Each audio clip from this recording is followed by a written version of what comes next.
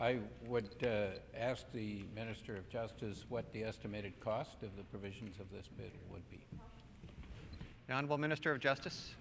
Well, Mr. Speaker, we know that outside of this bill there are always costs, and indeed the prosecution of breaches of protection orders is an important responsibility of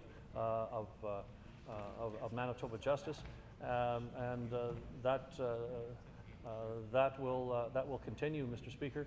GPS monitoring obviously does have a cost, and it's not even the monitors so much; it's the actual monitoring by whether it's probation or police officials.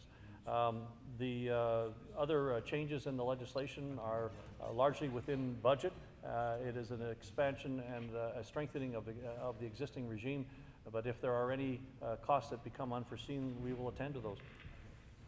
The Honourable Member for River Heights. Yeah, I wonder if the Minister could explain how the changes in legislation would have made a difference in the circumstances of Selina Keeper. The Honourable Minister of Justice. Mr. Speaker, it's my understanding that Selina Keeper applied for a protection order and was not granted one. And this legislation, Mr. Speaker, lowers the threshold that one has to meet in order to get a protection order. So we'll move from the need to show the requirement for immediate or imminent protection to the need to show that there are serious or urgent circumstances. And Mr. Speaker, all the advice that we have rallied has concluded that that will increase the likelihood of protection orders being granted. Currently, the majority of protection orders are not granted, they are dismissed. And indeed, Mr. Speaker, our analysis over the last 2 years showed that there were 1,237 ex parte protection orders granted, but 1,753 dismissed. That's a dismissal rate of 59%. And we think, as I said yesterday, we have to open wider the doors of justice for women and children living in fear. The Honourable Member for River Heights. Yeah, I wonder if the Minister has done any sort of estimate of those 1,753 protection orders which were dismissed. What proportion of those would now be put in place under this new legislation? The Honourable Minister of Justice. I rely on experts, Mr. Speaker, like, for example, Jane Ursel and those that represent the women's shelter community. And what they are saying very clearly is that many of these protection orders are being dismissed because the woman is in a shelter or the guy is in a jail. And that has been a bar. And with the new legislation, those are specifically prohibited as reasons not to grant an order. So even on that alone, let alone the threshold, we'll see an increased number of orders granted.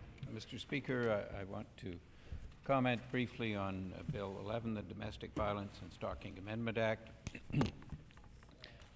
First of all, I want to put very clearly that I'm very concerned about the incidence of domestic violence in Manitoba and the need to decrease domestic violence both broadly and in specific instances where we have, such as the case of Selina Keeper and Camille Runke.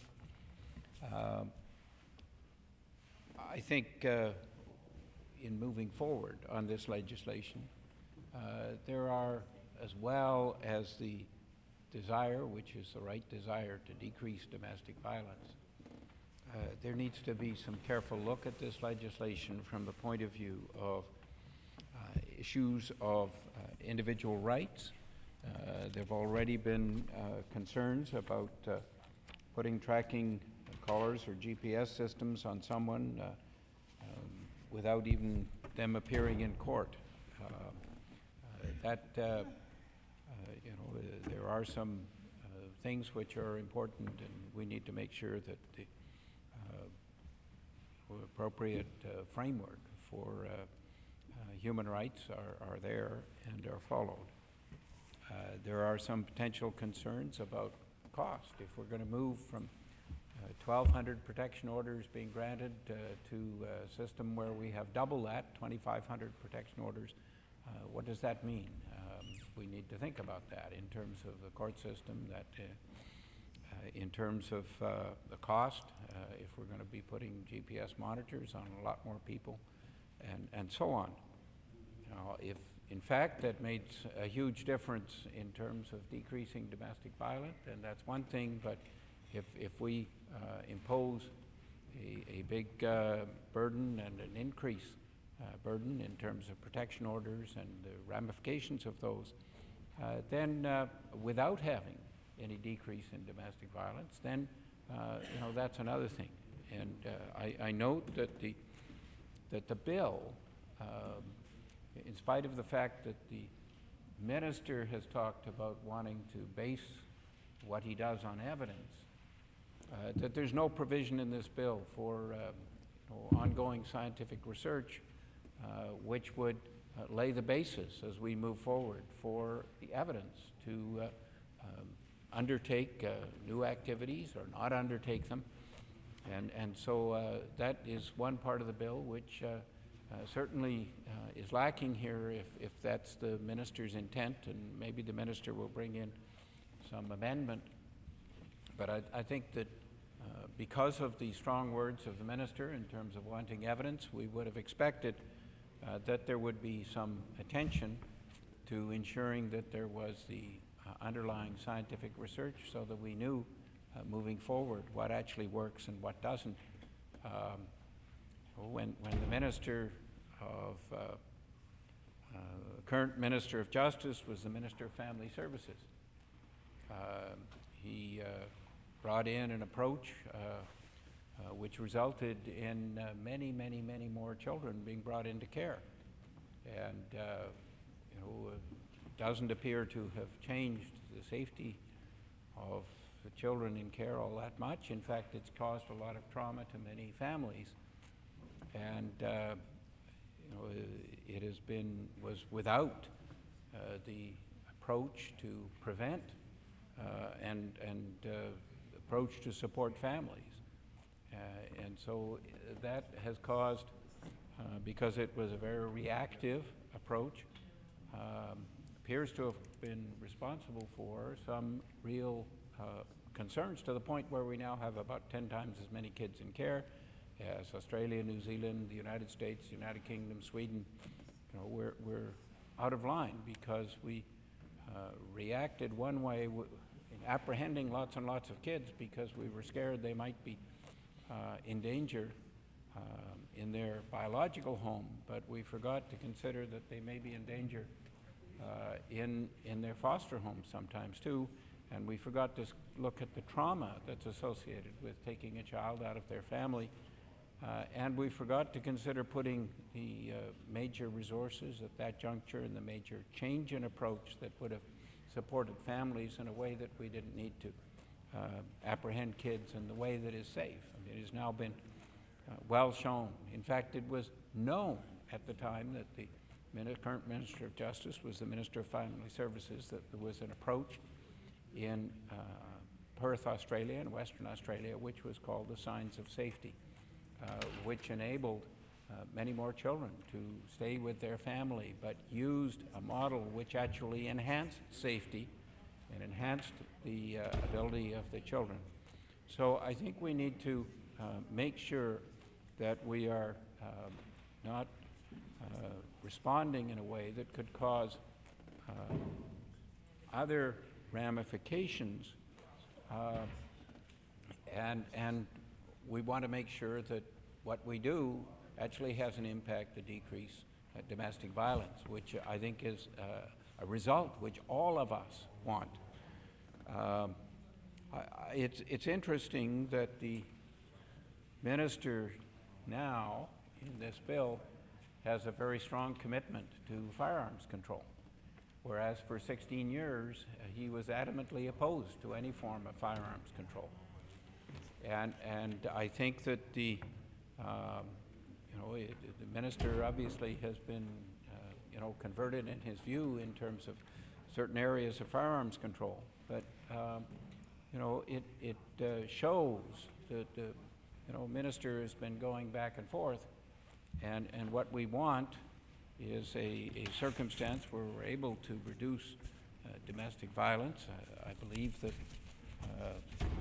the bills which are also here and before this House, Bill 215, which would enhance the activities within the primary and secondary education system to provide education to reduce domestic violence, and that the measure that's been introduced by the current Minister of Education, which would provide for effort at post-secondary education levels, would be very valuable in this respect.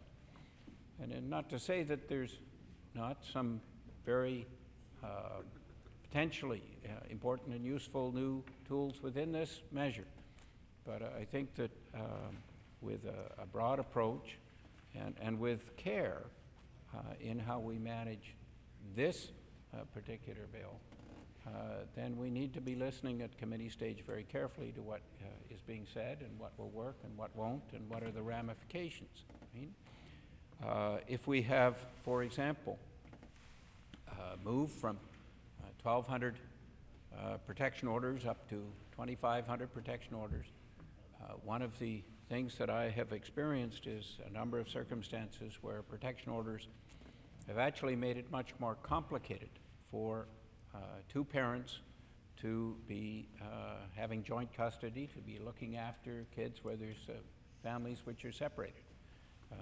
We need to be thinking about the children and how we manage the life and the well-being of the children with respect to parents, and it is all very well if we had a judicial system where there was perfect understanding of what the family situation was, and you could make ideal decisions, but family law is frequently not so clear-cut in terms of being able to understand exactly what the dynamics is, and sometimes the whether it's the woman or the man who's involved in domestic circumstances, the one who is the abuser or the problem or the more dominating one, sometimes can be a smooth talker, and he can get into situations where the person who is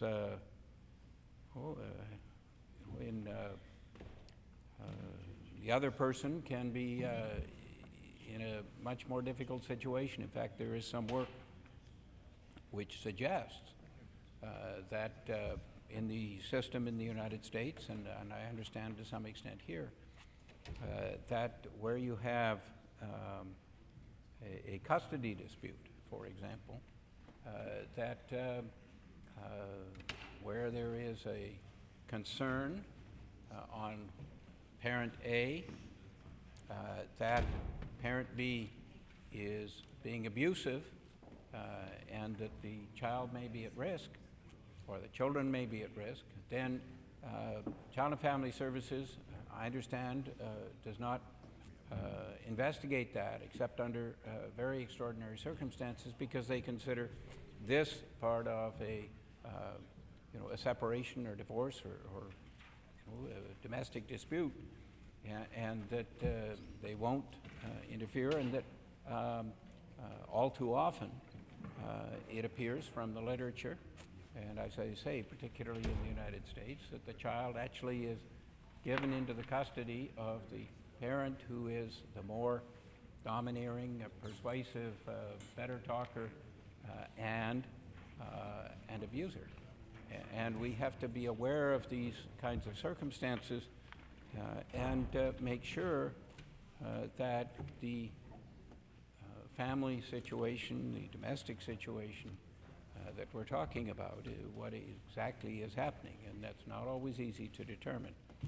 So I give the government what I would see as general support for this endeavor to reduce domestic violence, but at the same time I want to look and listen very carefully at people who will present during a committee stage and to hear the pluses and minuses of the clauses in this bill and the impacts that those clauses will have, because I think that we need to be careful and thoughtful and effective and cost-effective in how we proceed. We want to build a better society where there is less domestic violence, where there are people like Camille Runke and Selena Keeper can be protected, but and protected well. But at the same time, we want a society where children are supported and where families can be helped to work out a situation, if that is possible, and continue to work together to look after the children and to look after the children and raise those children well. So there are, as I said, some positive elements in this bill, and my inclination is yes, let's proceed, but I think we need to proceed with care and having a very careful look at this legislation before it goes through, and I welcome it going to committee stage so we can have that careful look. Thank you, Mr. Speaker.